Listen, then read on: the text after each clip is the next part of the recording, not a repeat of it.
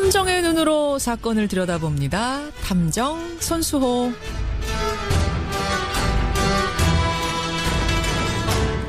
우리 사회에 관심을 모으고 있는 사건을 보다 자세히 들여다보는 시간이죠. 탐정 손수호. 오늘도 손수호 변호사 나오셨습니다. 어서 오세요. 네, 안녕하세요. 새해 첫 순서네요. 네, 그렇습니다. 복 많이 받으시고요. 감사합니다. 새해 소망 제가 패널들한테 다 여쭙고 있어요.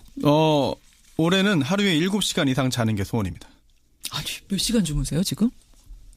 그보다는 덜 자고 있기 때문에 그러시구나. 충분히 좀 수면을 취하는 게 목표이자 올해 희망이죠. 네.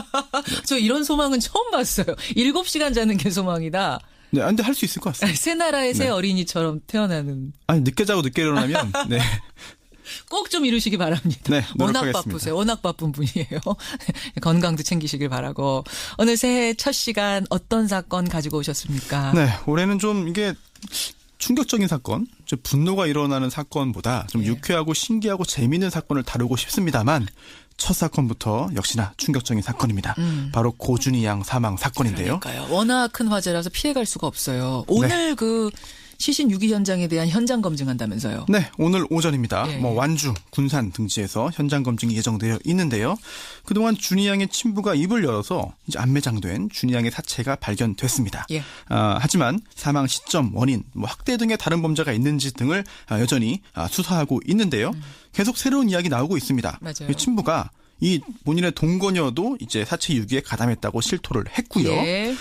그리고 수사가 진행되면서 이들이 이제 준희 양 생전에 학대를 한 것이 아니냐라고 하는 정황이 조금씩 나오고 있습니다. 맞습니다. 사실은 이제 준희 양이 살아있을 가능성에 대해서 우리가 포기하지 않고 대대적인 수색도 하고 방송으로 찾기 캠페인도 하고 온 국민이 기도하지 않았습니까?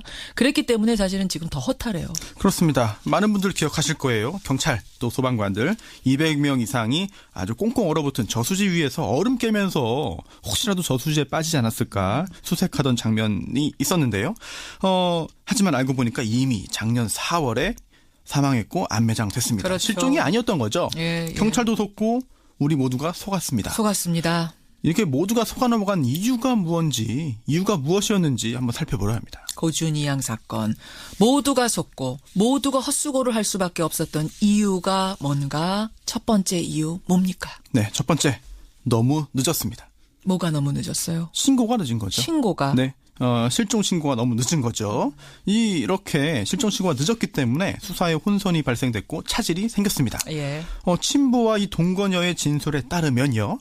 준희 양이 사망한 걸 확인하고 안매장한 게 작년 4월 26일이죠. 그렇죠. 그런데 실종 신고를 한 게 작년 12월 8일입니다. 그러니까 7개월이 넘게 지난 거예요. 그렇습니다. 예. 경찰이 이렇게 사망 후에 7개월이나 지나서야 이 사실을 알게 됐고 수사에 나섰기 때문에 CCTV 영상, 없고 블랙박스 영상, 예. 목격자나 지인의 진술 확보 굉장히 어려움이 따랐죠. 그러니까 수사의 범인이 혼란을 준 겁니다. 그렇습니다. 의도적으로 혼란을 준 거죠. 예, 예.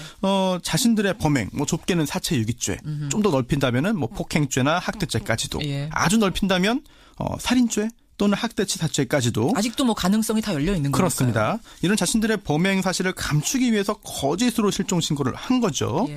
게다가 이 실종 신고하면서 이 준희 양이 발달 장애라고 신고를 해서 혼선이 가중됐습니다. 이 부분은 그러니까 진술이 좀 엇갈리고 있어요. 발당 장애가 있었느냐 없었느냐 헷갈리고 있지만 네. 엇갈리고 있지만 어쨌든 이 아이가 집 나가서 집을 못 찾아올 정도의 발달 장애를 앓고 있는 아이는 아니라는 거거든요. 지금 그렇습니다. 신모 쪽 주장을 들어보면 네, 그런데 일단 발달 장애라고 신고를 했고 그 부분이 부각되면서 강조를 했어요. 정말 밖에 그냥 놀러 나갔다가 길 잃어서 못 들어온 거 아니냐, 실종된 거 아니냐라는 그런 가능성을 염두에 두고 그렇죠. 수사할 수밖에 없었던 것이죠. 가능한 거네. 집 잃는다는 게 이렇게요. 네, 그 외에도 수사에 혼선을 주기 위한 여러 가지 아주 나쁜 노력들이 확인됐죠.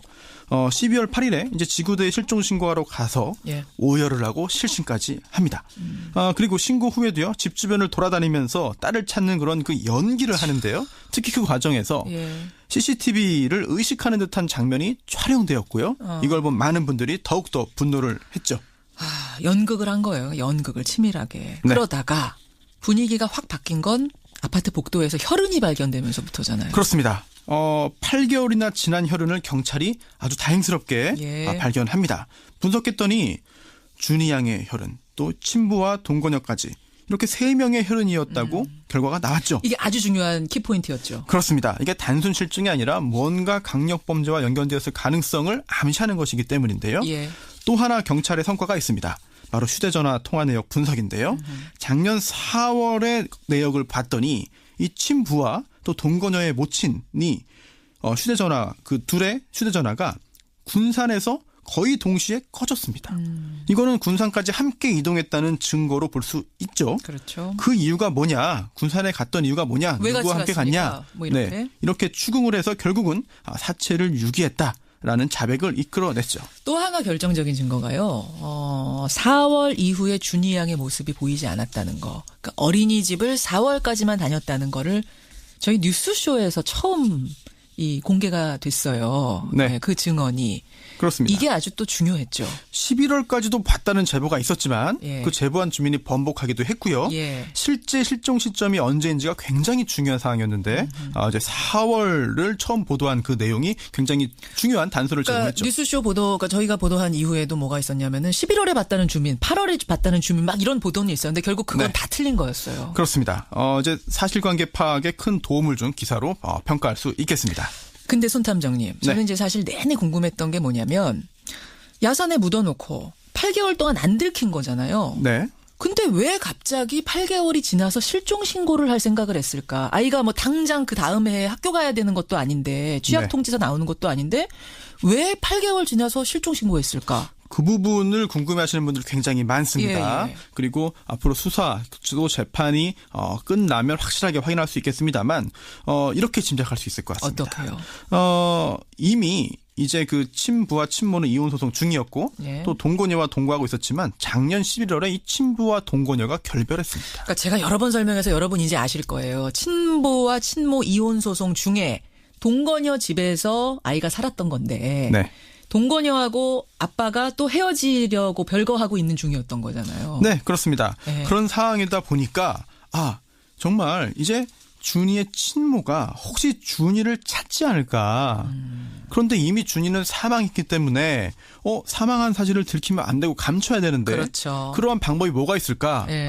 정말 이게 사망 사실을 드러내지 않기 위해서 실종된 것으로 감추는 게 어떻겠느냐 또는 본인들의 범죄 사실을 털어내기 위한 그런 수단으로 마지막 단계로 이제 위험을 감수하고서라도 실종 신고를 이제 결행한 게 아닌가 이렇게 짐작됩니다. 우리 동거가 이제 끝나는 건데 끝나는 네. 시점에서 이 아이의 문제를 털고 가야 되는 거예요. 친모가 네. 또 찾으러 올 텐데 뭐 이런 생각을 하게 돼.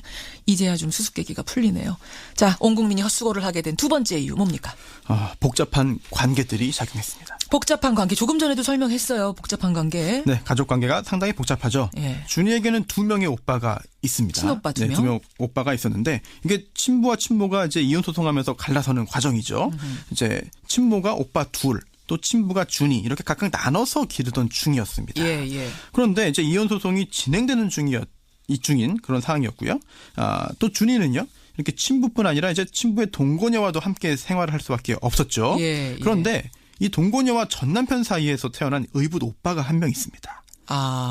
또 이게 준이와 이 의붓 오빠 사이에 다툼이 잦았고요. 그래요. 이게 친부와 동거녀의 갈등 원인이 또 되고 말았거든요.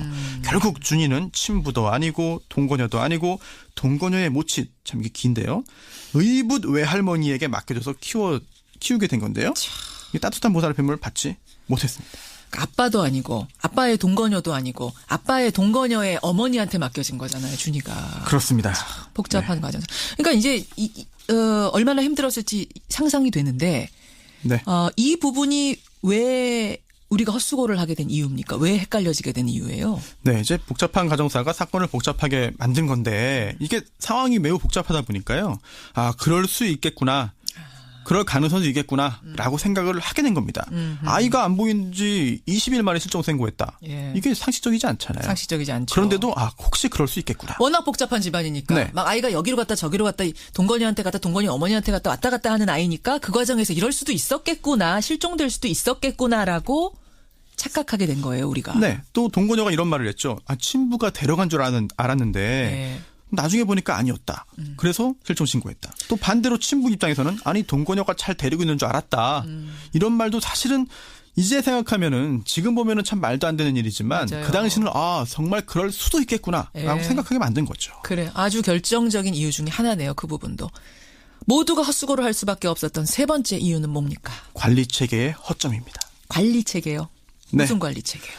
애초에 이제 실종 신고가 없었으면요. 아직까지 수사조차 시작되지 못했을 겁니다. 맞아요. 예. 네. 동거녀가 비록 거짓이지만 실종 신고를 하고 나서야 경찰이 이 사건을 확인할 수 있었고 예. 또 앞서 지적한 여러 문제점 때문에 빙빙빙 돌았지만 이제 조금씩 사건의 내막이 드러나는 중인데요. 만약에 이번에 비록 거짓이지만 실종 신고를 하지 않았다면 준이가 초등학교 입학할 때까지 이 사건이 아예 드러나지 않을 수도 있습니다. 이 준이가 2019년에 초등학교 입학 예정이었거든요. 그때 네. 취약 통지서 날아올 때까지 우리 몰랐을 뻔했어요. 네, 만약 그랬다면요. 그때 혈흔을 발견하고 휴대전화 통화 내역을 분석해서 추궁하고 자백을 받아낼 수 있었을까? 훨씬 더 어려운 일이었을 겁니다. 혈흔이 지금 8개월 정도 지났는데 남아 있었는데 희미하게 남아 1년이 더 지난다고 여러분 생각해 보세요. 과연 남아 있었을까? 네. 그 거짓 신고마저 없었으면 우리는 못 찾았을 거다. 네. 미성년 자녀는요. 부모가 친권자죠. 이 네. 친권자는 보호 의무도 지지만 여러 가지 권리도 있습니다. 특히나 뭐 징계권이나 뭐 거소 지정권 등이 있기 때문에 절대적인 영향력을 미치죠. 맞아요. 게다가 학교도 가지 않은 미취학 아동은요. 예. 학교 차원의 관리에서도 벗어나 있습니다. 예. 그렇기 때문에 부모가 제대로 관리하지 않으면 이게 아이가 살아있는지조차도 파악되지 않을 수가 있습니다. 맞아요. 그러다 보니까 주변에 적극적인 관심과 신고가 필요한데 이제 우리나라에 아직까지 그런 그 관념상 남의 집 일에 간섭하는 걸 꺼립니다. 바로 그거죠. 네. 예, 그렇기 예. 때문에 이게 문제가 있고 학대 정황이나 이런 것들이 있는데도 예. 드러나지 않는 경우가 있는 거죠. 아유, 저 집에서 벌어지는 시끄러운 일을 왜 내가 신고해? 그랬다가 안 좋은 소리 들을까? 걱정해서. 네. 근데 여기서 지금 소름 끼치는 게 뭐냐면은 친부하고 계모 네. 이런 일이 벌어지는 와중에도 아이 묻고 온 그 다음 날도 SNS를 하면서 이웃하고는 잘 지냈다면서요. 그렇습니다. 이 부분이 분노를 더 크게 만들었죠. 이제 친부 같은 경우에는 동네 사람은 잘 도와줬고요. 특히나 출퇴근용 오토바이에 동네 이장 스티커도 붙이고 다녔다고 합니다. 뭐 다 아시다시피 준이 사망 전으로 SNS에 여러 가지 그런 자신의 취미 생활도 올리고 했죠. 예. 동거녀 역시 마찬가지입니다. 친환경 재료를 사용해서 인기가 좋았던 김밥집을 운영했는데 주변에 아들 하나 키우는데 아토피를 앓고 있다. 그래서 나는 좋은 재료를 쓴다라고 말을 했습니다. 예. 하지만 본인이 키우던 이제 본인이 관리하던 어떤 준이에 대해서는 제대로 된 관리를 전혀 하지 않았고요. 지난 1월부터는 약도 안 줬다면서요. 그렇습니다. 갑상선 기능 저하증 앓고 있는데도. 마치 준이가 살아있는 것처럼 연기를 하면서도 정말 그에 대한 건 책임은 아이고. 전혀 하지 않은 거죠. 참 가슴 아픈 사건입니다. 손탐정의 마지막 한마디 뭡니까? 가슴으로는 슬퍼하되 머리로는 냉정해야 할 것 같습니다. 뭘 냉정해야 됩니까? 무슨 이 말씀이세요? 사건의 본질은 이제 친부 등의 어떤 비인간성 그리고 범죄입니다. 예. 그에 대해서 진상을 밝히고 철저하게 책임 추궁을 해야 됩니다. 뭐 질타나 비난을 아낄 필요가 없습니다. 예. 하지만 거기서 그치면 안 되고요. 이번 사건 등을 비롯해서 여러 아동 학대 정황이 있는 사건들의 경우에 그동안 분노만 했지 여러 가지 그런 개선책까지 연결되지는 못한 것 같아요. 맞아요. 그래서 이 준이가 갑상선 기능 저하증을 앓았는데요. 지속적인 치료나 처방이 필요한 상황이었습니다. 예. 그랬는데 갑자기 병원 방문이 뜸해지거나 아니면 뭐 처방을 받지 않는다라고 하면은 자동적으로 수사기관에 통보되는 시스템을 마련해 보거나 그런 시스템. 아니면 이혼 소송 중인 부모가 자녀를 각각 나눠서 키울 때는 법원 차원에서 직접적으로 나서서 지속적인 확인을 하는 제도를 만들거나 전화 한 통화 확인이라도 좀. 네. 이런 지혜나 아이디어를 모으면 이번에는 조금이라도 효과적인 대책이 나오지 않을까 생각되고요. 함께 고민하고 바꿔나가야 될 것 같습니다. 이 뒷부분이 제일 중요하네요. 예. 그냥 울고 끝내지 말자. 새겨야겠습니다. 손소탐정, 손소 변호사 수고하셨습니다. 네. 감사합니다.